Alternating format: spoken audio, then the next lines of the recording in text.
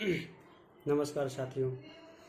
आज हम लोग अरबों द्वारा सिंध पर आक्रमण देखेंगे और किस तरीके से अरब वासियों ने सिंध पर आक्रमण किया।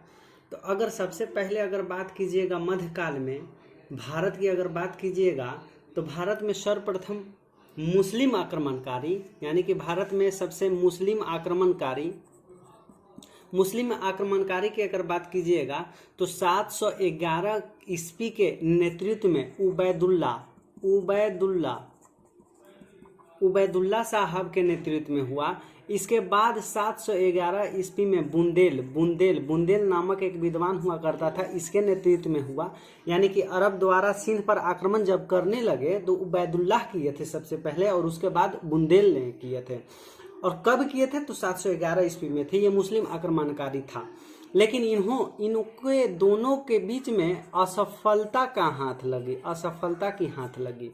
ठीक, अगर बात कीजिएगा 712 ईस्वी में तो मोहम्मद बिन कासिम यानी MBT मोहम्मद बिन कासिम के अगर बात कीजिएगा तो इसी के नेतृत्व में मोहम्मद बिन कासिम के नेतृत्व में पहला सफल यानी कि 712 ईस्वी में मोहम्मद बिन कासिम के नेतृत्व में सफल मुस्लिम आक्रमणकारी हुआ। उस समय सिंध पर जब सफल आक्रमण जब कर रहे थे तो उस वक्त सिंध पर किए थे। और सिंध पर जब किए थे तो तो उस वक्त शासन किसका चल रहा था तो दाहिर का शासन कर रहा था। दाहिर का शासन चल रहा था। दाहिर वंश का शासक जब चल रहा था तो दाहिर वंश का जो नेतृत्व जो कर रहा था तो कौन कर रहा था तो उसका राजा चच का वंशज यानी कि चच का वंश कर रहा था। इस तरीके से हम लोग देखेंगे। और भारत में मुस्लिम शासन की स्थापना का श्रेय अरबों द्वारा किया जाता है। अरब को पढ़ेंगे यानी कि अरब द्वारा सिंध पर आक्रमण पढ़ेंगे पहले, उसके बाद तुर्कों द्वारा सिंध पर आक्रमण पढ़ेंगे और किस तरीके से पढ़ेंगे हम लोग बाद में चर्चा करेंगे। आइए हम लोग पढ़ने की कोशिश करते हैं। तो सबसे पहले अगर बात कीजिएगा तो आपके क्वेश्चन में पहले आगे प्रथम यानी कहने का मतलब ये है कि अरब वासियों ने बंबई के समीप थाने पर असफल आक्रमण 711 ईस्वी में बुंदेल और बुंदेल के पश्चात उबैदुल्ला को असफलता का हाथ लगी, इनसे नहीं हो पाया। उसके बाद अल हजाज ने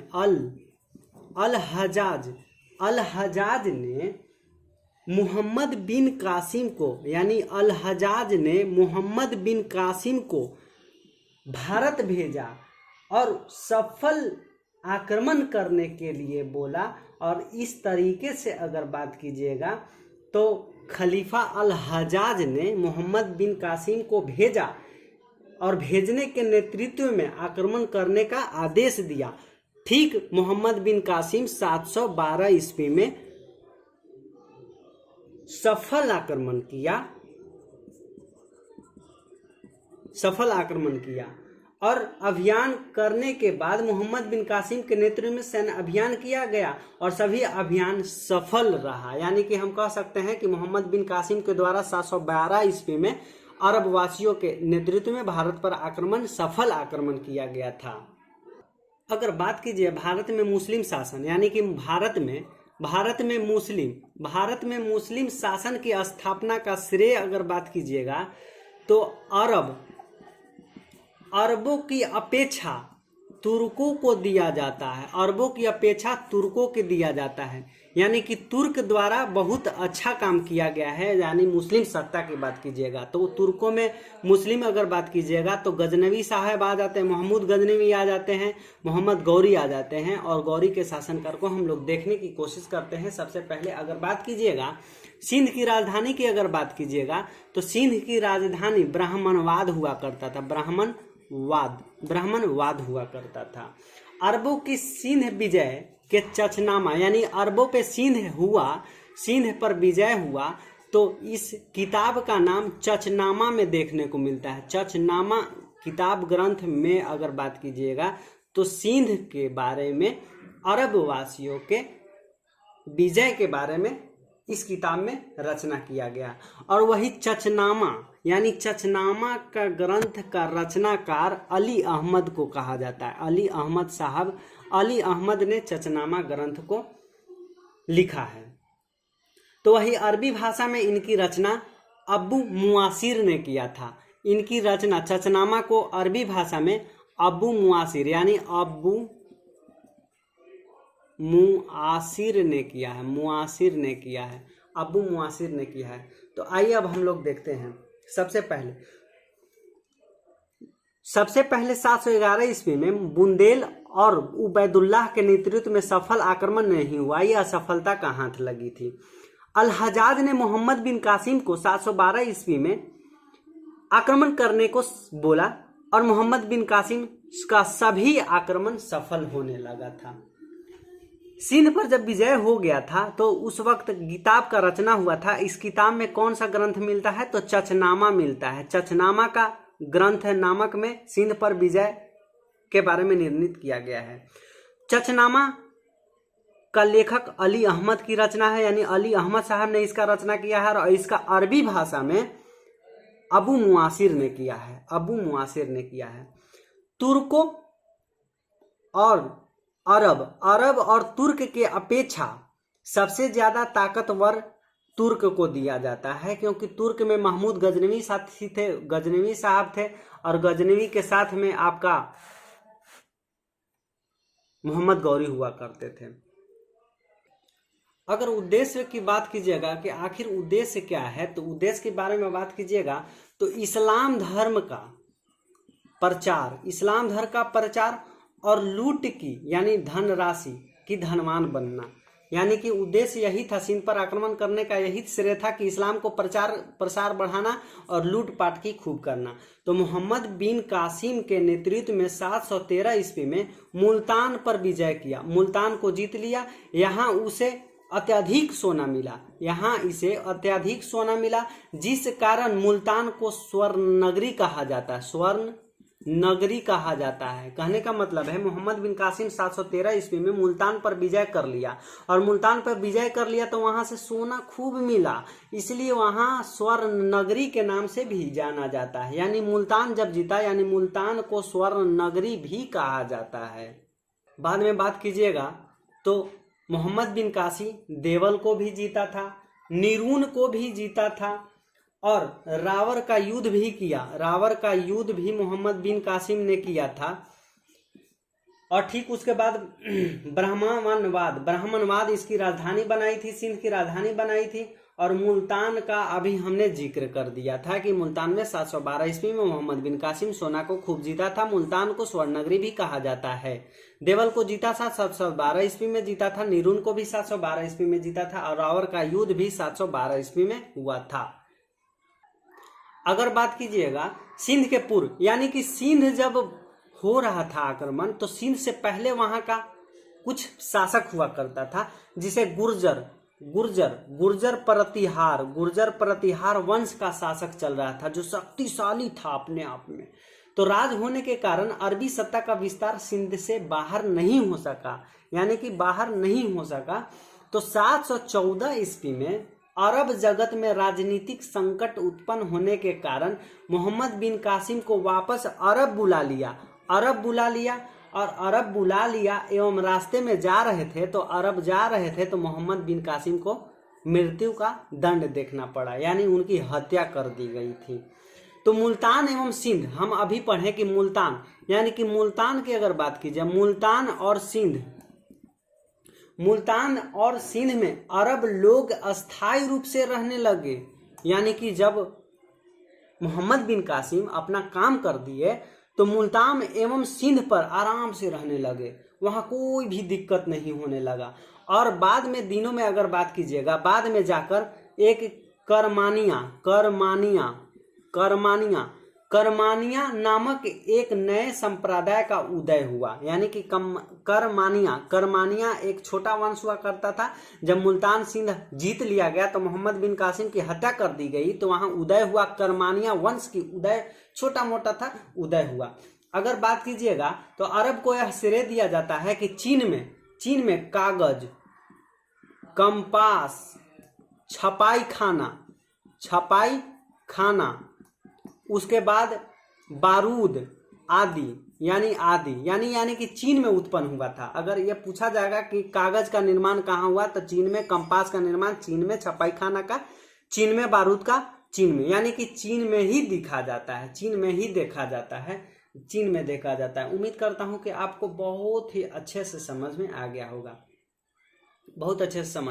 होगा, आइए हम लोग देखते हैं। सबसे पहले अगर बात कीजिएगा तो सिंध विजय के प्रभाव के संबंध में, यानी कि सिंध पर जब विजय कर लिया गया, यानी सिंध को जीत लिया गया, तो एक विद्वान हुआ करते थे लेनपुल। जब सिंध पर विजय कर लिया तो लेनपुल ने कहा कि ये ऐतिहासिक युद्ध था, और ऐतिहासिक युद्ध के कारण इस्लाम धर्म की घटना ही तक रह गया, यानी कि इस्लाम धर्म का उदय, यानी इस्लाम धर्म की घटना मात्र रही और बाकी कुछ खास नहीं है। मतलब सिंध को जीत कर लिया तो लेनपुल ने कहा कि इससे कोई ऐतिहासिक भूमि नहीं है, इस्लाम को सिर्फ जो है ताकत दे दिया गया और बाकी कुछ नहीं है। तो सिंध विजय से प्रकार में भारत में राजनीतिक क्षेत्र में एक नए कर का प्रचलन किया गया, जिसे कहा जाता है जजिया कर। तो जजिया कर एक सुरक्षात्मक कर हुआ करता था, और ये गैर मुसलमान से लिया जाता था, यानी मुस्लिम आप हैं ना तो आपसे नहीं लिया जाएगा, आप हिंदू वर्ग के लोग हैं, ईसाई धर्म के लोग हैं, तो आपसे ये जजिया कर लिया जाएगा। बाद के दिनों में अकबर ने 1564 ईस्वी में इसको खत्म कर देते हैं, फिर औरंगजेब भी लगाते हैं, बाद के दिनों में हम लोग देखने की कोशिश करेंगे। तो जजिया कर लगाया गया। तो लेकिन जजिया कर महिला से नहीं लिया जाता था बाबू, महिला से नहीं लिया जाता था, और नहीं महिला से लिया जाता था, नहीं लंगड़ा से लिया जाता था, नहीं बच्चा, नहीं अपाहिज या नहीं अपाहिज, ये सबसे कोई से नहीं लिया जाता था। यहाँ की बेरोजगार से भी नहीं लिया जाता था, और ब्राह्मण से भी नहीं लिया जाता था। तो ब्राह्मण से क्यों नहीं लिया जाता था? इसलिए नहीं लिया जाता था कि जब मोहम्मद बिन कासिम के नेतृत्व में सिंध पर आक्रमण कर रहे थे, तो वहां के जब हार रहे थे, तो सिंध पर आक्रमण जब कर रहे तो हार रहे थे, तो ब्राह्मण वर्ग के लोग जो है मोहम्मद बिन कासिम को अपना हाथ बटाया, इसलिए ब्राह्मण से जजिया कर नहीं लेते हैं। बाद के दिनों में ब्राह्मण से भी कर लिया जाता है, जो फिरोज शाह तुगलक ने लगाया था, तो बाद में हम देखेंगे, कोशिश करेंगे। तो यहाँ तक उम्मीद करता हूँ कि आपको समझ में आ गया होगा कि कर जो लगाने का श्रेय जाता है मोहम्मद बिन कासिम को जाता है। मोहम्मद बिन कासिम यानी महिला, लंगड़ा, बच्चा, अपाहिज और बेरोजगार और ब्राह्मण से कर नहीं लिया जाता है, लेकिन जजिया कर गैर मुसलमान से लिया जाता था, और लगाने का श्रेय मोहम्मद बिन कासिम को जाता है। अरब वासियों की बात कीजिएगा तो अरब वासियों ने सिंध में, यानी अरब वासियों ने सिंध में ऊंट पालने और खजूर उत्पादन, यानी खजूर उत्पादन करने में बहुत प्रचलन माना जाता है। बहुत अच्छी बात है, आप भी लगाइए अपने घर में। पंचतंत्र का अरबी अनुवाद, यानी पंचतंत्र एक किताब हुआ करता था, इसका अरबी में पंचतंत्र एक किताब हुआ करता था, और इसका अरबी में अनुवाद जो है कलीला वादिमना ने किया था, यानी पंचतंत्र के अरबी में अनुवाद कलीला वादिमनी किया था। उम्मीद करता हूं कि आपको ये समझ में आ गया होगा। हमने अभी बताया कि मोहम्मद बिन कासिम ने भारत का सर्वप्रथम जजिया कर, यानी मोहम्मद बिन कासिम ने जजिया कर को लगाया था, जहां की फिरोज शाह तुगलक, एफएसटी का मतलब फिरोज शाह तुगलक ने ब्राह्मण से, यानी फिरोज शाह तुगलक एक ऐसे सुल्तान थे जिन्होंने ब्राह्मण से भी कर लिया करते थे। बाद के दिनों में जाकर अकबर ने 1564 ईस्वी में इस कर को खत्म कर दिया गया, और फिर बाद में औरंगजेब ने 1679 ईस्वी में पुनः लागू किया, बाद में देखेंगे, पुनः लागू किया था। उम्मीद करता हूं कि आपको ये समझ में आ गया होगा। भारत पर अरब का आक्रमण समझ में आ गया होगा। अब तुर्क का आक्रमण देखेंगे कि आखिर तुर्की क्या हुआ, अरब द्वारा सिंध का विजय। अगर बात कीजिएगा भारत सर्वप्रथम मुस्लिम आक्रमणकारी 711 ईस्वी में उबैदुल्लाह के नेतृत्व में हुआ था। इसके बाद 711 ईस्वी में ही बुंदेल के नेतृत्व में हुआ था, लेकिन दूसरा आक्रमण भी हुआ, लेकिन ये दोनों के दोनों असफल हो गया। तो सफल आक्रमण किसने किया था? तो मोहम्मद बिन कासिम ने सफल नेतृत्व में पहला सफल मुस्लिम आक्रमणकारी भारत पर हुआ था। उस समय अगर बात कीजिएगा 712 ईस्वी में अल हज्जाज ने, खलीफा वहां के सिंध का खलीफा जो है अल हज्जाज ने मोहम्मद बिन कासिम को भेजा और सफल मुस्लिम आक्रमणकारी भारत पर हुआ। और उस समय का सिंध पर दाहिर का शासन चल रहा था, जो राजा चच का वंशज हुआ करता था। सिंध के ऊपर भारत में मुस्लिम शासन की स्थापना का श्रेय अरबों की अपेक्षा तुर्कों को दिया जाता है, यानी अरब से ज्यादा तुर्कों को मान ज्यादा है। 8वीं शताब्दी ईस्वी में भारत में सबसे महत्वपूर्ण घटना सिंध के ऊपर अरब आक्रमण हुआ था। 8वीं शताब्दी कहने का मतलब यह हुआ कि 701 से लेकर 799 तक सिंध की राजधानी ब्रह्मवाद या आरोह भी था, दोनों के दोनों था। अरब की सिंध विजय के किताब में चंचनामा नामक ग्रंथ में वर्जित है, जिसकी रचना अली अहमद ने किया है। अरबी भाषा में इसकी रचना अबू मुआसिर ने किया था। अगर उद्देश्य की बात कीजिएगा तो इस्लाम धर्म का प्रचार प्रसार को बढ़ाना और लूटपाट करके धन राशि से धनवान बन जाना था। मोहम्मद बिन कासिम 713 ईस्वी में मुल्तान के विजय प्राप्त किया और मुल्तान के विजय प्राप्त कर लिया तो वहां से खूब सोना, अत्यधिक मात्रा में सोना का मिला, जिस कारण मुल्तान को स्वर्ण नगरी भी कहा जाता है। Next page.